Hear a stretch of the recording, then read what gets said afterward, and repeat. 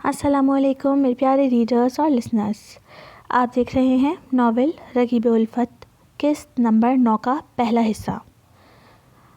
یہ لو، ریلیکس ہو کر بیٹھو اور کافی پی کر سو جانا، میں بیڈ روم میں جا کر سو رہا ہوں، اکبر کہہ کر پلٹا تو اشما نے اسے پکارا۔ سر، آپ تھوڑی دیر یہاں بیٹھ سکتے ہیں کیا؟ اکبر نے نافہمی سے اسے دیکھا۔ جتنا وہ ڈنر کے وقت خوش تھا اتنا ہی اب اداس معلوم ہو رہا تھا۔ پھر خاموشی سے ذرا فاصلے سے بیٹھ کر اس کی جانب سنجیدگی سے دیکھنے لگا، جیسے پوچھ رہا ہو کہ کہو کیا بات ہے؟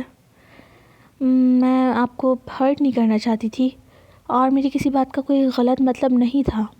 ہاں میں جانتا ہوں، تم ایکسپلین مت کرو اور میرے لیے پریشان ہونے کی ضرورت نہیں، تم اپنی پڑھائی پر فوکس کرو، وہ نرمی سے کہہ رہا تھا، کیونکہ اس نے اب اپنا ارادہ بدل لیا تھا۔ وہ پاکستان جا کر اس کے گھر رشتہ بھیج کر آفیشیلی اسے اپنے نام کرنے کا پلان بنا رہا تھا۔ اشما نے اپنا سر اس بات میں ہلایا، پھر گھونٹ گھونٹ کافی پینے لگی۔ دونوں خاموش ہو گئے تھے۔ پھر وہی کمفرٹر میں دبک کر اشما سو گئی۔ ساری رات سخت آندھی اور بارش ہوتی رہی۔ اس کی آنکھ صبح کچن سے شور آنے کی آواز سے کھلی۔ اکبر کچن میں تھا اور شاید ناشتہ بنا رہا تھا۔ اسے اکبر کی ان عادات پر بہت رشک آتا تھا۔ وہ ایک سردار تھا، اوپر سے ایک انتہائی خوبصورت اور پڑھا لکھا ڈاکٹر۔ اس پر اس کا اخلاق اور کردار بلا شبہ وہ اشما کا آئیڈیل بن گیا تھا۔ اشما کا دل اس کے لیے پلنے والے جذبات سے لبریز ہو چکا تھا۔ لگتا تھا اس کی ماں نے اس کی بہت اچھی تربیت کی ہے، لیکن حقیقت تو اس کے برعکس تھی۔ وہ بہت اچھا تھا، لیکن اس میں تربیت سے زیادہ اس کے خون کا کردار تھا۔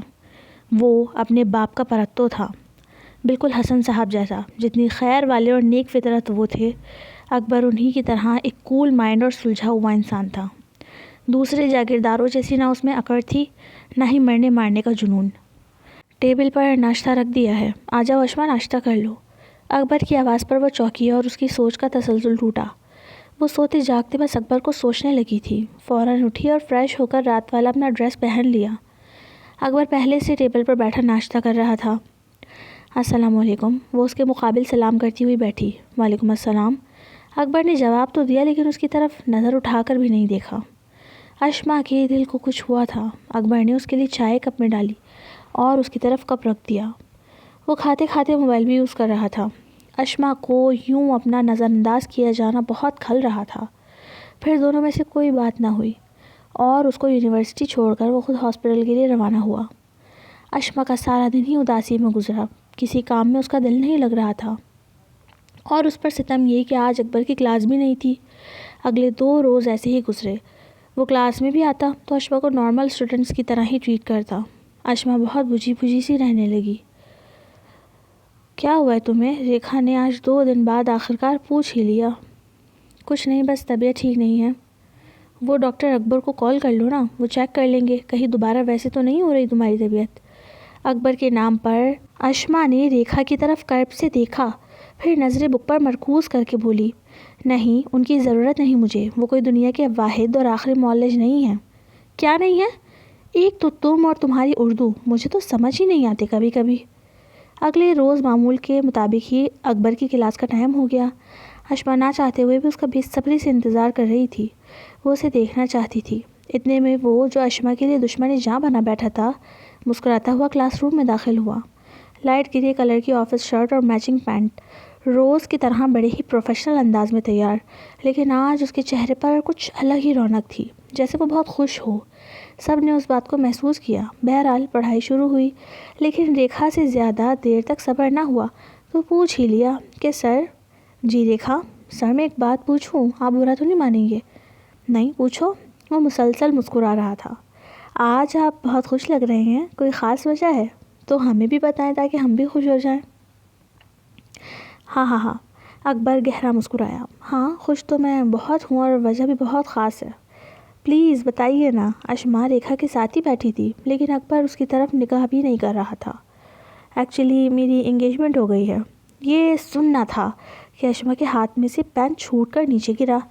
ساری کلاس نے اکبر کو تالیاں بجا کر مبارکباد دی، جبکہ وہ واقعی بہت خوش نظر آ رہا تھا۔ اشما کا بس نہیں چل رہا تھا کہ وہاں سے کہیں بھاگ جائے۔ اس کا دل، کس قدر تکلیف محسوس کر رہی تھی وہ، ایسا درد جو بے زخم ہی اسے لہو لہان کر رہا تھا۔ اس نے پھر کوئی کلاس نہ لی، طبیعت کا بہانہ کر کے اپنے ہاسٹل روم میں آئی اور بے تحاشا روئی۔ اسے خود سمجھ نہیں آ رہا تھا کہ اسے یہ کیا ہو رہا ہے، لیکن اسے اپنے جذبات پر قابو کرنا مشکل ہو رہا تھا۔ پھر اس نے نماز پڑھی تاکہ کچھ بے چینی ختم ہو جائے۔ نامحرم کی محبت ایک اندیکھی آگ کی طرح ہوتی ہے جو نظر بھی نہیں آتی اور انسان اندر تک بری طرح جھلس جاتا ہے۔ رات تک وہ بستر پر پڑی منہ تک کمبل تانے سوگ مناتی رہی، لیکن پھر جب اس کے صبر کا پیمانہ لبریز ہوا تو وہ اکبر ابھی گھر ہی واپس آیا تھا۔ اسے اس بے وقت کی بارش سے چڑ سی ہو رہی تھی۔ گھر پہنچ کر اپنے آرام دہ رات کے کپڑے پہنے وہ کھانا کھانے بیٹھا ہی تھا کہ دروازہ بجنے لگا۔ یہاں کون آ گیا اتنی بارش میں؟ وہ کھانا چھوڑ کر کھڑا ہوا۔ اتنی بارش ہو رہی ہے، کہیں کوئی ضرورت مند نہ ہو، اسے میری مدد کی ضرورت ہو، وہ سوچتا ہوا دروازے تک پہنچا، جبکہ مقابل نے نہ صرف بیل بجائی تھی بلکہ دروازہ بھی بری طرح پیٹ کر رکھ دیا تھا۔ لیکن جیسے ہی اکبر نے دروازہ کھولا اس کی حیرت کی انتہا نہ رہی۔ باہر اشما کھڑی تھی۔ اس نے چادر تک نہیں لی ہوئی تھی، مکمل بارش میں بھیگتی ہوئی، سرخ آنکھیں جسم سے چپکے بال، زار و قطار بارش میں بھیگنے سے اس کی آنکھوں کی پلکوں اور تھوڑی سے پانی بہہ رہا تھا۔ وہ اس چل کھڑی اکبر کو دیکھ رہی تھی۔ اکبر نے اس کا ہاتھ پکڑ کر اندر کرنا چاہا تو اس نے اپنا ہاتھ جھٹک کر پیچھے کیا۔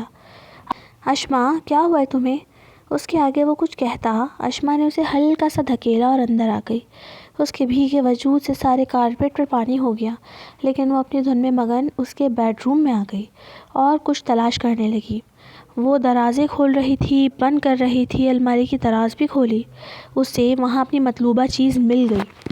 اکبر ہونکوں کی طرح اسے دیکھ رہا تھا کہ وہ کرنا کیا چاہتی ہے۔ اب وہ چیز ہاتھ میں پکڑے اشما اکبر کے سامنے کھڑی تھی۔ آنکھیں اس کی بہہ رہی تھی اور عجیب ہی کیفیت کا شکار ہو رہی تھی۔ اس نے باکس سے نکال کر اسے اپنی انگلی میں پہن لیا اور ایک ایک لفظ چبا کر بولا، یہ میری ہے۔ ہوا میں ہاتھ بلند کر کے دکھایا، وہی نیلے ہیرے والی انگوٹھی۔ اکبر نے اسے یوں ہذیانی سا ہوتا دیکھ اسے تھامنا چاہا، لیکن اس نے اکبر کے بڑے ہوئے ہاتھوں کو جھٹک دیا۔ منگنی کر لی؟ کس سے کی؟ کل تک تو مجھ سے محبت کرتے تھے، ایک ہی دن میں محبت ختم اور دوسری بھی مل گئی؟ واہ! وہ روئی جا رہی تھی اور چیخ کر بولے جا رہی تھی۔ اکبر اسے گمسم دیکھ رہا تھا۔ اگر اتنی محبت کرتی ہو تو قبول کیوں نہیں کرتی؟ اکبر کا لہجہ دھیما تھا۔ کرتی ہوں محبت، میں یہ سب برداشت نہیں کر سکتی۔ کس سے کی ہے منگنی؟ اب اس نے حق سے اکبر کا گریبان پکڑ لیا اور تفتیشی انداز میں پوچھا۔ اکبر نے کمر سے اسے تھام کر اپنے قریب کیا۔ نام بھی بتا دوں گا، پہلے یہ بتاؤ کرو گی کیا جان کر؟ اشما نے غصیلی نگاہ اس پر ڈالی اور اپنی کمر سے اس کا ہاتھ ہٹا کر پیچھے ہونے لگی۔ چھوڑ دے مجھے، گھر جا رہی ہوں میں۔ اچھا ادھر آؤ، صوفے پر بیٹھ کے بات کرتے ہیں۔ نہیں، میں جا رہی ہوں، مجھے کچھ نہیں جاننا اب۔ وہ خود کو چھڑا کر باہر نکلنے لگی۔ ارے نہیں ہے یار کوئی، بس تم ہی ہو، کوئی منگنی نہیں کی ہے۔ اس نے پیچھے سے پکار لگائی تو اشما کے قدم تھمے، لیکن وہ پلٹی نہیں۔ اکبر پینٹ کی جیبوں میں ہاتھ ڈال کر اس کے مقابل کھڑا مسکرا رہا تھا اور اشما تذبذب سے اسے دیکھ رہی تھی۔ کیا مطلب؟ اب کی بار اس کا لہجہ نرم تھا۔ اصل میں خوش تو میں تھا، لیکن منگنی کی وجہ سے نہیں، بلکہ میرا رزلٹ آ گیا ہے، ٹاپ کیا ہے میں نے اپنے سیشن میں، تو بس اسی لیے خوش تھا۔ اور منگنی والی بات تو ایسی تفریح میں بول دی تھی، لیکن اچھا ہی ہوا جو بول دی، کہہ کر وہ زور زور سے ہنسنے لگا اور اشما جی بھر کر شرمندہ ہو گئی۔ ایپیسوڈ 9 ابھی باقی ہے، تو اسٹے ٹیون۔ اللہ حافظ۔